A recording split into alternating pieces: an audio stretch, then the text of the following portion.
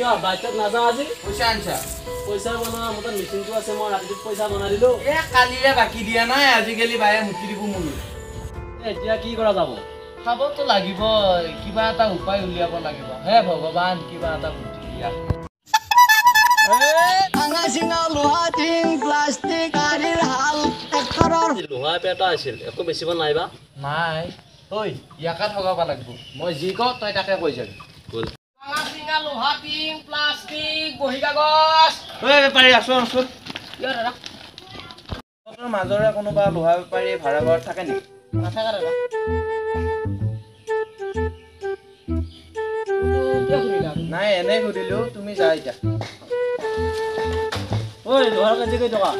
লোহা কেজি 7 টকা ঐ তহঁতৰ মাজৰে কোনোবা যদি ৰুম ভাড়াত থকা মানুহ আছে পঠিয়াই দিবিচোন মই ঘৰে মাতিয়ে বিক্ৰী কৰি দিম দাদা গাঁৱতে এখন দিব পৰা আপোনালোকৰ বহুত মানুহ নাই নাই মই সকলোকে নিদিওঁ একমাত্ৰ ভাড়া ঘৰত থকা মানুহকে দিম কাৰণ মই এটা সময়ত নিজে ভাড়া ঘৰত আছিলোঁ আৰু মই ভাড়া ঘৰত থকা দুখবোৰ জানো ঘৰে মাতিয়ে বেছি আপুনি ক'ত মই ইণ্ডিয়াত নাথাকোঁ মোৰ নিজে ডুবাইত ফাৰ্ম হাউচ আছে মই তাতে থাকিম আৰু ইণ্ডিয়াত যিমান সা সম্পত্তি আছে মোৰ মানুহ আছে তেওঁলোকে চোৱা চিতা কৰিম যোৱা তুমি আমাৰ লগত থাকিলে কেনেকৈ হ'ব তুমি বেপাৰ কৰা মানুহ আমাৰ ছাৰো এটা সময়ত তোমাৰ নিচিনাই আছিল এতিয়া আমাৰ ছাৰৰ কোন দেশত সম্পত্তি নাই ছাৰ পিছে মোবাইল দিয়ক নাই নাই তোমাক নিদিওঁ তোমাৰ নিজা ঘৰ আছে নহয় ছাৰ আছিল মানে এতিয়া নাই নাই মানে কি হ'ল ছাৰ বৰ দুখৰ কাহিনী অলপমান চৰকাৰী মাটি আছিল তাকো চৰকাৰে উচিত পিছে এতিয়া ক'ত থাকা এতিয়া মানে মই শহুৰৰ ঘৰত